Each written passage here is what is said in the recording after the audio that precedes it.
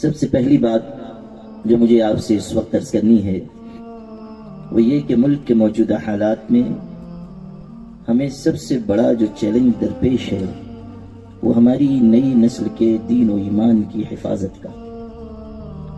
پہلے مسئلہ تھا جان مال اسباب مکانات جائیدادوں کی حفاظت کا، لیکن اب مسئلہ ہے دین و ایمان کی حفاظت کا۔ اور جو یلغار ہے وہ آپ کے دین پر ہے اور ایمان پر ہے، اور ہم سے جو مطالبہ اللہ پاک کا ہے وہ صرف ایمان پر جینے کا نہیں ہے، دین و ایمان پر مرنے کا بھی ہے۔ لا تموتن الا وانتم مسلمون، تمہیں موت نہ آئے مگر اس حالت میں کہ تم مسلمان ہو۔ اس وقت بہت زیادہ کوششیں توحید کی عظمت کو دل سے نکالنے کی اور مراسم شرک کو دل میں داخل کرنے کی ہو رہی ہیں۔ بہت ہی محتاط رہنے کی، باخبر رہنے کی، چوکنا رہنے کی، اور ہر وقت اپنی آل و اولاد کے دین و ایمان کی حفاظت کی فکر کرنے کی ضرورت ہے۔ سمجھ لیجئے کہ ہم اس دور سے گزر رہے ہیں جس کے بارے میں حدیث پاک میں ہمارے آقا حضرت محمد مصطفیٰ صلی اللہ علیہ وسلم نے خبر دی تھی کہ ایسے فتنے دنیا میں ظاہر ہوں گے جو اندھیری رات کے ٹکڑوں کی طرح ہوں گے۔ ستکون فتن کقطع اللیل المظلم، اندھیری رات کے ٹکڑوں کی طرح فتنے آئیں گے۔ ایک انسان صبح مومن ہوگا اور شام کو کافر ہو جائے گا، شام کو مومن ہوگا تو صبح کافر ہو جائے گا۔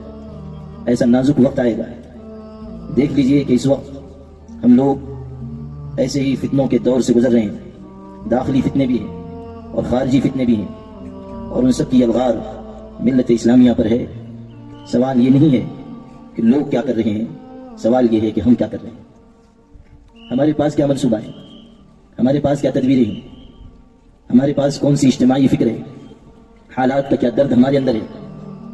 کنز العمال میں روایت ہے، حضور صلی اللہ علیہ وسلم نے فرمایا من اصبح لا يهتم بامر المسلمین فليس منهم، کہ جو مسلمان، اے وط محل کے لوگوں اس حدیث کو دھیان سے سن لو، جو شخص اس حالت میں صبح کرتا ہے کہ اس کو اپنے مسلمان بھائیوں کے حالات کی فکر نہیں ہے، وہ مسلمانوں کی جماعت سے تعلق نہیں رکھتا۔ دو اور دو چار کی طرح حقیقت کو بیان کر دیا گیا۔ اپنے لیے جینا، خود غرضی کے ساتھ جینا، مفاد پرستی کے ساتھ جینا، اپنے مال، اپنی تجارت، اپنے مکان، اپنی اولاد میں مشغول رہنا اور ملت کی اجتماعی فکر سے غافل ہو جانا، یہ ایسا جرم ہے جو ناقابل معافی ہے اور ناقابل تلافی ہے۔ اس کی معافی بھی نہیں اور اس کی تلافی بھی نہیں۔ ہمارے اندر ایک اجتماعی شعور پیدا ہو، ہمارے اندر ایک اجتماعی مزاج پیدا ہو، ہمارے اندر ایک دوسرے کو مضبوط کرنے کی فکر آئے، ایک دوسرے سے دور مت بھاگیے، ایک دوسرے سے قریب ہوئیے، نفرتیں مت بانٹیے، خوشیاں تقسیم کیجیے، محبتیں عام کیجیے۔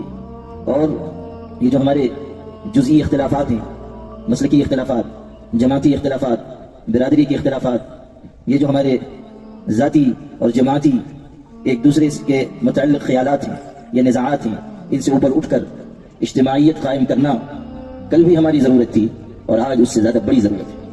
قرآن نے کہا وَاعْتَصِمُوا بِحَبْلِ اللَّهِ جَمِيعًا وَلَا تَفَرَّقُوا، اللہ کی رسی کو مضبوطی سے تھام لو اور گروہوں میں اور جماعتوں میں اور ٹکڑیوں میں تقسیم نہ ہو۔ میں آپ کو یاد دلاتا ہوں کہ ایسے ہی نازک حالات سے مسلمان گزر رہے تھے، بلکہ اس سے زیادہ سخت حالات تھے۔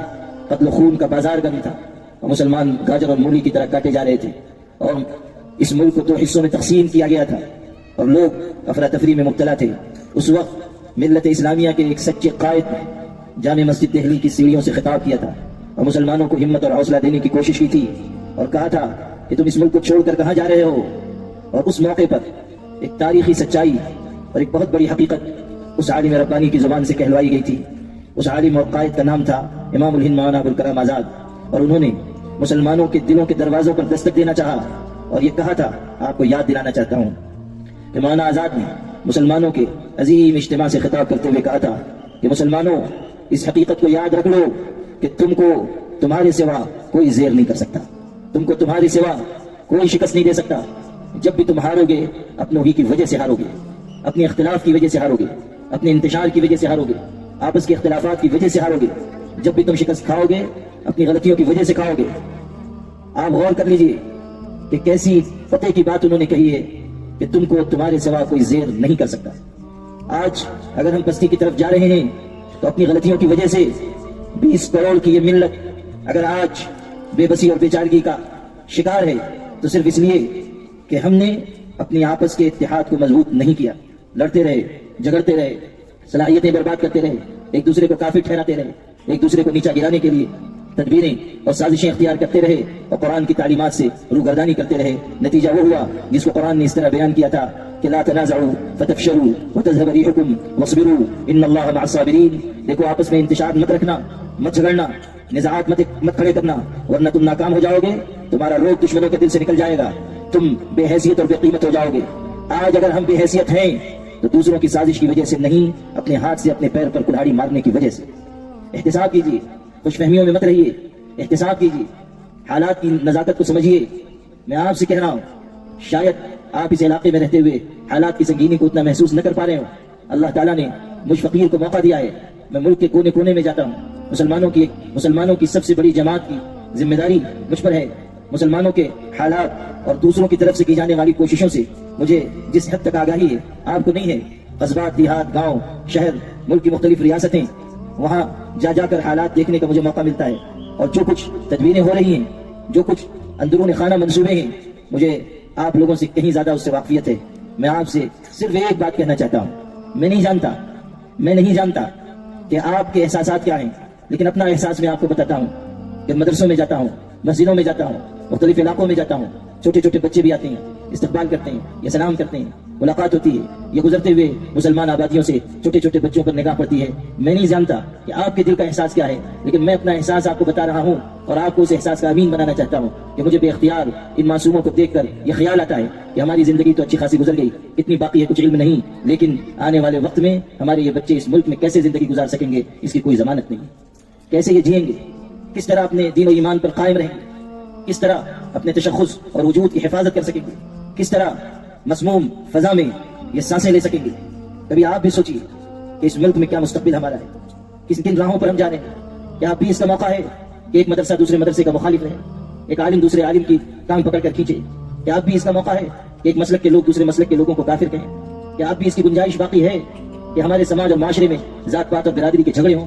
کیا اب بھی اس بات کی گنجائش ہے کہ ہمارا مال صحیح مصارف میں خرچ ہونے کے بجائے شادی بیاہ کی تقریبات میں فضول برباد ہو، خواہشات اور ارمانوں پر خرچ ہو؟ کیا اس کی گنجائش ہے کہ اب بھی ہم غفلت سے سوتے رہیں جبکہ ہماری عبادت گاہوں پر یلغار ہے؟ حالات دن بدن نازک ہوتے جا رہے ہیں۔ میں کس طرح اپنا درد آپ کے دل میں منتقل کروں کہ مختلف آبادیوں میں جا کر جب میں دیکھتا ہوں کہ مسلمان نوجوان لہو لعب میں، کھیل تماشوں میں، مدخل مستیوں میں مشغول ہیں، موبائل پر فلمیں دیکھ رہے ہیں، ڈرامے دیکھ رہے ہیں، ان کو کوئی پرواہ نہیں، کوئی احساس نہیں، تو بے اختیار میرا دل خون کے آنسو رونے کے لیے آمادہ ہوتا ہے کہ یہ اس قوم کے نوجوان ہیں جس کی بہنوں بچیوں کی عصمتیں فلسطین میں لوٹی جا رہی ہیں، ہزاروں لوگ جن کی قوم کے شہید کر دیے گئے، معصوم کلیوں کی طرح کے بچے اس ٹھنڈک کے موسم میں کھلے آسمان کی چھت کے نیچے پڑے ہوئے ہیں، نہ کوئی ان کو آدھی روٹی کھلانے والا ہے، نہ کوئی ان کے اوپر گرم چادر ڈالنے والا ہے۔ ان میں سے کتنے بچے ایسے ہیں جن کی زبانوں پر یہ بات ہے کہ اگر آج ہمارے والد زندہ ہوتے ہمیں یہ دن دیکھنا نہ پڑتا۔ کتنے لوگ ہیں ماں باپ جو اپنے ایک دو نہیں کئی بچوں کو اپنے ہاتھوں سے قبر کے سپرد کر چکے ہیں۔ کیا ان کا دکھ درد ہم محسوس نہیں کر رہے ہیں اس وقت جبکہ اتنے سنگین حالات ہیں؟ ہمارے طور طریقے میں کوئی تبدیلی نہیں، خواہشات میں کوئی تبدیلی نہیں، ترجیحات میں کوئی تبدیلی نہیں، جینے کے طرز و انداز میں کوئی تبدیلی نہیں، سوچنے کے انداز میں کوئی تبدیلی نہیں۔ کب ہم محسوس کریں گے کہ ہمارے آقا نے پوری دنیا کے مسلمانوں کو وحدت کی زنجیر میں پرویا تھا؟ کب ہم اس حقیقت کو سمجھیں گے کہ برازیل کے جنگلوں میں رہنے والے کسی مسلمان کے پیر کے تلوے میں بھی اگر کانٹا چبھے تو اس کی کسک ہمیں اپنے دل میں محسوس کرنی چاہیے، تب ہم مسلمان ہیں، تب ہم ایمان والے ہیں۔ حضور نے فرمایا تھا مثل المؤمنین فی توادہم وتراحمہم وتعاطفہم کمثل الجسد، ساری دنیا کے مسلمان آپس کی محبت، رحم دلی اور تعلق کے اعتبار سے ایسے ہیں جیسے ایک جسم ہوتا ہے۔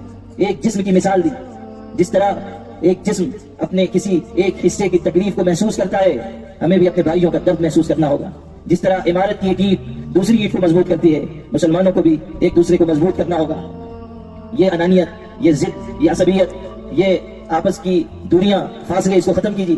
علماء سے بھی کہتا ہوں کہ وہ اتحاد کی دعوت دینے والوں کم از کم اپنی صفوں میں اتحاد پیدا کرو، اپنے آپ کو متحد کرو، ایک دوسرے سے قریب آؤ، ایک دوسرے سے محبت کرنا سیکھو۔ میرے والد صاحب ایک بات کہتے تھے اور ان حالات میں مجھ کو بار بار وہ بات یاد آتی ہے۔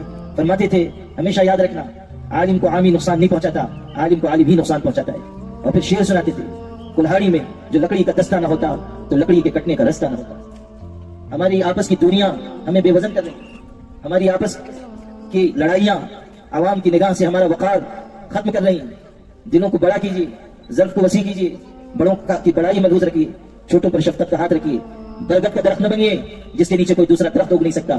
ایسے بنیے کہ آپ کے سائے میں، آپ کی سرپرستی میں خدمت دین کرنے والوں کی ایک بڑی جماعت تیار ہو، تاکہ قیامت کے دن اللہ تعالیٰ پوچھے کہ تم نے ہمارے دین کے لیے کیا کیا تھا، تو ہم بتا سکیں کہ اللہ ہم نے یہ چند افراد کی جماعت تیرے دین کی خدمت کے لیے تیار کی. پڑھیے کہ جب سیدنا ابو بکر صدیق رضی اللہ عنہ دنیا سے جا رہے تھے، آخری وقت ہے، اور آپ نے وصیت کی کہ میرے بعد عمر بن خطاب مسلمانوں کے امیر ہوں گے، خلیفہ ہوں گے.